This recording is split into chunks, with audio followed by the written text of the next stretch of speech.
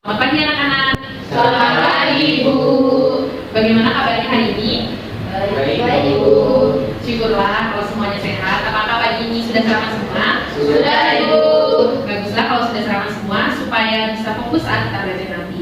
Nah, sebelum kita memulai pembelajaran hari ini, marilah kita berdoa bersama agar diberikan kemudahan dalam belajar dan dapat mendapatkan ilmu yang bermanfaat. Ketua kelas, silakan memimpin doa.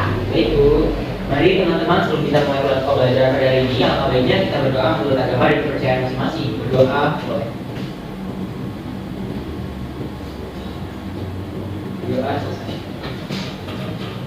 Baiklah, semoga kita semua diberikan kelancaran dalam belajar hari ini. Apakah ada yang tidak hadir? Hadir semua, Ibu. Wah, bagus kalau begitu. Ibu senang mendengarnya. Ibu harap kalian juga semangat untuk belajar kimia hari ini. Anak-anak, pada pembelajaran kimia hari ini kita akan melanjutkan belajar tentang asam basa. Minggu lalu kita sudah mempelajari tentang asam basa menurut teori Arrhenius. Apakah ada yang masih ingat apa definisi asam dan basa menurut teori Arrhenius? Ada yang bisa bantu menjelaskan? Saya, Ibu. Baik, silakan. Menurut teori Arrhenius, asam adalah zat yang menghasilkan H+ dalam air, sedangkan basa adalah zat yang menghasilkan OH- dalam air. Bagus sekali anak kita, benar jawabannya. Namun, pada hari ini kita akan membahas lebih luas tentang asam dan basa selain menurut teori Arrhenius. Dengan memahami perkembangan teori asam basa, kita akan mengetahui bahwa sifat asam dan basa suatu zat tidak hanya terbatas pada pelarut air saja. Menarik kan? Ya, benar, Ibu. Baiklah, sebelum itu, anak-anak tolong duduk dengan kelompoknya masing-masing ya, sesuai dengan pembagian kelompok yang minggu lalu sudah dibuat. Baik, Ibu. Jadi di sini Ibu akan membagikan KPD sebagai bahan diskusi belajar kalian ya, diperhatikan dan dicermati dengan benar. Baik, terima kasih, Ibu. Baik, pada masing-masing kelompok, silakan mencermati informasi wacana yang terdapat pada LKPD dan diskusikanlah pertanyaan yang ingin kalian tanyakan bersama kelompok kalian. Dan juga, kalian silakan mencari informasi dari sumber terpercaya, boleh dari buku atau sumber digital yang relevan, mengenai apa saja kelemahan dari teori asam basa Arrhenius. Baik, Ibu. Ibu beri waktu 5 menit, apakah cukup? Cukup, Ibu. Baik, silakan dikerjakan. Apakah sudah selesai? Sudah, Ibu. Baiklah, jika sudah, silakan bagi yang masih belum paham dapat mengajukan pertanyaan. Saya, Ibu. Baik, silakan Cita. Saya ingin bertanya, kenapa benzena tidak bisa mengionisasi senyawa, Ibu? Pertanyaan yang bagus ya. Yang lain adakah yang bisa membantu menjawab pertanyaan dari Jelita? Coba diperhatikan lagi dengan baik dan kaitkan dengan materi sebelumnya, seperti sifat kepolaran suatu senyawa. Saya, Bu. Baik, silakan Rufi. Saya juga coba untuk jawabnya. Hal tersebut karena benzena bersifat nonpolar, Bu. Elektron dalam molekul benzena tersebar secara merata sehingga tidak ada perbedaan massa listrik signifikan yang memungkinkan terjadinya ionisasi. Baik, terima kasih Luffy. Benar ya jawabannya. Lalu jika dikaitkan dengan sifat kepolarannya, benzena bersifat nonpolar sehingga tidak bisa mengionisasi senyawa. Apakah ada yang ingin bertanya lagi? Saya, Bu. Baik, silakan apa? Jadi, pada dilakukan dalam pelarut nonpolar yaitu benzena, NH3 tidak dapat menghasilkan ion OH ya, Bu. Iya, benar sekali Alfa. Faktanya reaksi antara asam HCl dan basa NH3 dalam pelarut benzena menghasilkan garam NaHCl yang berwujud padatan dan tidak dapat menghasilkan ion OH-. Ada yang tahu mengapa hal tersebut bisa terjadi? Coba dibandingkan dengan pelarut air. Saya, Bu. Baik, silakan Tere. Dalam pelarut air yang bersifat polar, ion OH terbentuk melalui pelepasan ion H+ dari molekul air. Sedangkan benzena tidak memiliki ion H+ seperti air yang memungkinkan terjadinya interaksi tersebut, sehingga tidak dapat menghasilkan ion OH. Ya, benar sekali ya jawaban dari Tere. Itulah alasan mengapa NH3 tidak dapat menghasilkan ion OH dalam pelarut benzena. Adakah yang ingin ditanyakan lagi? Saya, Bu. Baik, silakan Indah. Berdasarkan teori Arrhenius, basa adalah zat yang menghasilkan ion OH dalam air. Nah, jikalau tidak menghasilkan ion OH, lalu bagaimana bisa NH3 disebut sebagai basa ya? Nah, pertanyaan yang sangat bagus. Baiklah, untuk menjawab pertanyaan dari Dinda, kita akan mencoba mencari tahu bersama-sama. Untuk menjawabnya, silakan kalian diskusikan terlebih dahulu pertanyaan-pertanyaan yang ada dalam LKPD. Kerjakan sampai halaman 7 dahulu ya, kemudian jawablah berdasarkan informasi yang kalian peroleh dari sumber buku atau sumber digital lainnya. Anak-anak diperbolehkan untuk menggunakan gadgetnya masing-masing. Baik, Ibu. Baik, Ibu beri waktu 15 menit, silakan didiskusikan dan dikerjakan ya. Baik, Ibu. Baiklah, sudah 15 menit berlalu. Masing-masing perwakilan kelompok silakan kirim jawaban LKPD di foto lalu kirimkan melalui WhatsApp group ya. Baik. Ibu. Mari kita bahas bersama LKPD yang sudah kalian diskusikan. Dari informasi yang sudah kalian cari, adakah yang bisa menyebutkan apa saja kelemahan dari teori asam basa Arrhenius? Saya Bu. Silakan kita. Saya dari kelompok 1. Berdasarkan hasil diskusi kelompok kami, kelemahan teori asam basa Arrhenius yaitu terbatas dalam pelarut air saja, namun tidak bisa menjelaskan reaksi asam basa dalam pelarut lain atau bahkan reaksi tanpa pelarut, misalnya pada benzena, dan tidak dapat menjelaskan mengapa senyawa yang tidak memiliki OH- dapat bersifat basa.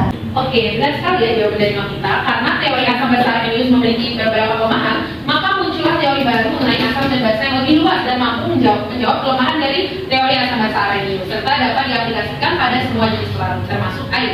Adakah yang tahu apa teori asam basa itu? Teori asam basa Bronsted-Lowry. Ya benar sekali ya, teori asam basa Bronsted-Lowry. Nah, teori ini dicetuskan pada tahun 1923 oleh dua orang ilmiah yaitu Johannes Nicholas Bronsted dan Thomas Martin Lowry. Kata kunci pada teori asam basa Bronsted-Lowry adalah keterlibatan proton dalam penentuan sifat asam dan basa suatu senyawa. Baik, selanjutnya silakan masing-masing perwakilan kelompok memaparkan hasil diskusi dari pertanyaan-pertanyaan yang ada dalam LKPD. Dimulai dari kelompok 1. Baik, Bu. Kami dari kelompok 1 akan memaparkan jawaban kami pada soal utama. H+ disebut sebagai proton karena atom hidrogen H hanya mengandung satu proton dan satu elektron. Maka muatan proton sama dengan muatan ion positif dari hidrogen. Baik, terima kasih Alfa atas jawabannya. Baik, benar ya, karena pada teori Bronsted-Lowry yang menjadi fokus adalah proton, maka kita harus mengetahui terlebih dahulu alasan H+ disebut sebagai proton. Baik, selanjutnya silakan kelompok 2. Kelompok 2 akan memaparkan jawaban kami pada soal kedua. Kami sudah mengelompokkan spesies asam dari 4 reaksi tersebut dalam tabel. Bisa dilihat bahwa masing-masing spesies asam dalam reaksi membentuk basa konjugasi sebagai hasil reaksi. Sebelum bereaksi, spesies asam memiliki satu atau lebih proton H+, namun sesudah bereaksi terdapat satu proton yang hilang dan ternyata digolongkan ke spesies asam. Ya, benar sekali. Bagus identifikasi kalian. Jadi apa yang bisa kalian pelajari dari sini? Kami belajar bahwa basa konjugasi merupakan pasangan dari asam.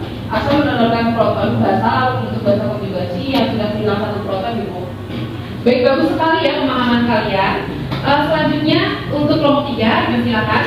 Kami dari kelompok 3 akan memaparkan jawaban kami pada soal ketiga. Kami juga sudah mengelompokkan spesies basa dari 4 reaksi tersebut ke dalam tabel.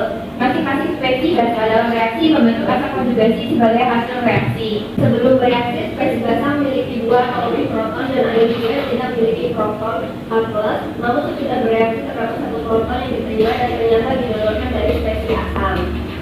Baik, sudah benar ya. Lalu apa yang kalian pelajari dari sini? Kami belajar bahwa asam konjugasi merupakan pasangan dari basa. Basa menerima proton dari asam lalu membentuk asam konjugasi yang sudah ditambahkan satu proton.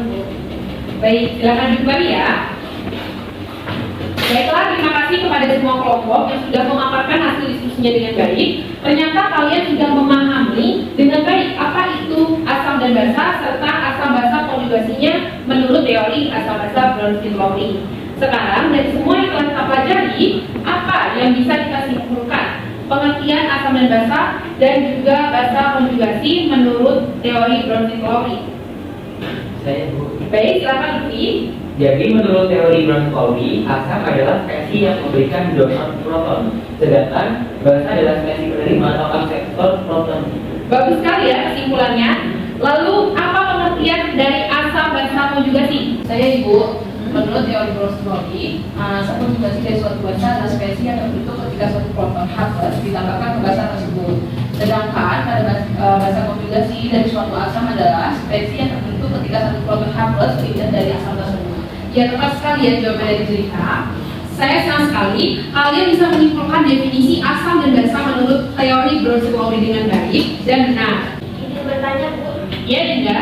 Berarti terkait pertanyaan saya di awal tadi, walaupun NH3 tidak menghasilkan ion OH, ternyata NH3 dapat menerima proton sehingga dapat bersifat basa ya? Ya, betul sekali Dinda. Walaupun bukan dalam pelarut air, teori asam basa Bronsted-Lowry dapat menjelaskan sifat sifat asam dan basa suatu senyawa berdasarkan secara prima proton. Menarik sekali bukan anak-anak? Menarik sekali. Nah, lalu ada yang lebih menarik lagi nih, setelah teori asam basa Bronsted-Lowry, ternyata ada lagi teori asam basa yang dapat menjelaskan sifat asam dan basa suatu senyawa secara lebih luas lagi. Kalian penasaran tidak? Wah, penasaran, Bu. Oke, mari kita buka lagi LKPD yang sudah kalian kerjakan tadi. Lalu bukalah halaman 8. Silakan mencermati informasi wacana yang terdapat pada LKPD dan diskusikan kembali pertanyaan yang ingin kalian tanyakan dan juga kerjakan dan diskusikan apa saja kelemahan teori asam basa Bronsted-Lowry. Ibu beri waktu 5 menit, silakan mencermati dengan baik. Jika sudah selesai, silakan bagi yang belum paham, silakan bertanya. Saya Ibu, baik silakan bentar. Saya ingin bertanya Ibu, jika tidak melibatkan proton dan pelarut dalam reaksinya, bagaimana NH3 bisa bersifat basa Ibu? Bu, apakah ada aspek atau kata kunci lainnya yang dijadikan fokus dalam teori asam basa ini ya Bu? Baik, pertanyaan yang bagus ya. Sebelum menjawab pertanyaan kalian, apakah ada yang bisa menyebutkan apa kelemahan dari teori asam basa Bronsted-Lowry? Saya Bu. Silakan lebih. Baik Bu, saya perwakilan dari kelompok 1 ingin menjawab. Maka dari teori asam basa Bronsted-Lowry yaitu tidak mampu menjelaskan reaksi-reaksi asam basa yang tanpa melalui proses transport proton atau makhluk sebelumnya seperti reaksi yang ada dalam wacana seperti yang ini. Ya, benar sekali ya. Bagus, ternyata kalian mencermati wacana dengan baik. Baiklah, untuk menjawab pertanyaan dari Jelita tadi dan juga Novita, silakan kalian lanjutkan kembali mendiskusikan dan mengerjakan soal-soal yang ada dalam LKPD. Bolehkan membuka gadgetnya masing-masing ya. Baik, Ibu. Ibu beri waktu 10 menit. Sudah 10 menit, masing-masing perwakilan kelompok kirim jawaban LKPD, lalu difoto dan dikirimkan melalui WhatsApp group ya. Baik, Ibu. Baiklah, mari kita bahas bersama LKPD yang sudah kalian diskusikan. Apakah ada yang tahu kita akan mempelajari teori asam basa apa? Teori asam basa Ibu. Ya, benar sekali. Dari hasil diskusi kalian, apakah sudah terjawab apa yang akan menjadikan fokus atau kata kunci saat mempelajari teori asam basa Lewis? Sudah Ibu, teori asam basa Lewis fokus pada pasangan elektron Bu. Nah, betul sekali. Teori asam basa Bronsted-Lowry memiliki beberapa kelemahan. Karena beberapa kelemahan itu, maka muncullah teori baru yang didiskusikan oleh ilmuwan Amerika yaitu Gilbert Newton Lewis pada tahun 1923. Nah, Lewis ini mengungkap teori baru dengan kata kunci keterlibatan pasangan elektron dalam penentuan sifat asam dan basa pada senyawa. Baik, selanjutnya silakan masing-masing perwakilan kelompok memaparkan hasil diskusinya dari pertanyaan-pertanyaan dalam LKPD. Akan memaparkan hasil diskusi kami pada soal nomor 1 Ibu. Nah, pada ketiga reaksi tersebut, unsur yang memiliki pasangan elektron bebas adalah unsur N pada NH3 dan unsur P pada PCl3. Ya, betul sekali ya. Jadi, apa yang kalian pahami dari hal tersebut? Kami lihat bahwa masing-masing spesies basa pada ketiga reaksi memiliki unsur yang memiliki pasangan elektron bebas yang didonorkan ke spesies asam Bu, sedangkan pada spesies asam tidak Ibu. Betul sekali ya, hasil identifikasi kalian. Serah terima pasangan elektron itulah yang akan menjadi fokus kita dalam menentukan sifat asam dan basa suatu senyawa pada teori Lewis. Selanjutnya, dipersilakan kelompok 2. Dari kelompok 2 memaparkan hasil diskusi pada soal nomor 2. Pada ketiga reaksi bisa dilihat bahwa masing-masing spesies asam sebelum bereaksi menerima pasangan elektron bebas dari spesies basa untuk membentuk senyawa yang berikatan kovalen kombinasi sebagai hasil reaksi. Baiklah, sudah benar. Lalu, apakah yang kalian pahami dari fakta tersebut? Menurut kami, spesies asam merupakan spesies yang menerima pasangan elektron dari spesies basa Bu. Ya, sudah tepat ya jawabannya. Lalu, silakan pada kelompok 3. Kami dari kelompok 3, kami akan memaparkan hasil diskusi kami pada soal nomor 3. Pada ketiga reaksi, kami melihat bahwa masing-masing spesies basa sebelum bereaksi mendonorkan pasangan elektron bebas ke spesies asam dan membentuk senyawa yang berikatan kovalen koordinasi sebagai hasil reaksi. Lalu, apa yang kalian pahami dari fakta tersebut? Menurut kami, spesies basa merupakan spesies yang mendonorkan pasangan elektron bebas dari spesies asam Bu. Baiklah, terima kasih kepada semua kelompok yang sudah memaparkan hasil diskusinya. Ternyata kalian juga sudah memahami dengan baik apa itu asam dan basa menurut teori asam basa Lewis. Sekarang, dari semua yang kita pelajari, apa yang bisa kita simpulkan dari pengertian asam dan basa menurut teori Lewis? Saya Bu. Menurut teori asam basa Lewis, asam adalah zat yang menerima atau akseptor pasangan elektron, sedangkan basa adalah zat yang memberi atau donor pasangan elektron Bu. Tepat sekali, saya senang sekali. Ternyata kalian bisa menyimpulkan definisi asam dan basa menurut teori Lewis dengan baik dan benar. Izin bertanya Ibu, jika terkait pertanyaan saya di awal tadi, jika tidak melibatkan proton dan pelarut dalam reaksinya, NH3 bisa bersifat basa diri dari struktur Lewisnya, khususnya dari setelah terima pasangan elektron bebas ya Ibu. Iya, betul cerita. Walaupun ada reaksi asam basa yang tidak dalam pelarut air dan tidak melibatkan proton, teori asam basa Lewis dapat menjelaskan sifat asam dan basa suatu senyawa berdasarkan serah terima pasangan elektron. Hebat sekali bukan? Kedua teori asam basa yang kita pelajari hari ini ternyata saling melengkapi kelemahan dari teori-teori sebelumnya. Baiklah kalau begitu, berarti kalian sudah memahami konsep asam dan basa menurut Bronsted Lowry dan teori Lewis ya? Sudah, Bu. Ibu senang mendengar bahwa kalian mendapatkan pemahaman yang berharga dan lebih mendalam dari pembelajaran ini. Ilmu tentang asam dan basa ini akan terus berguna, terutama pada fenomena dalam kehidupan sehari-hari yang berkaitan dengan sifat asam dan basa.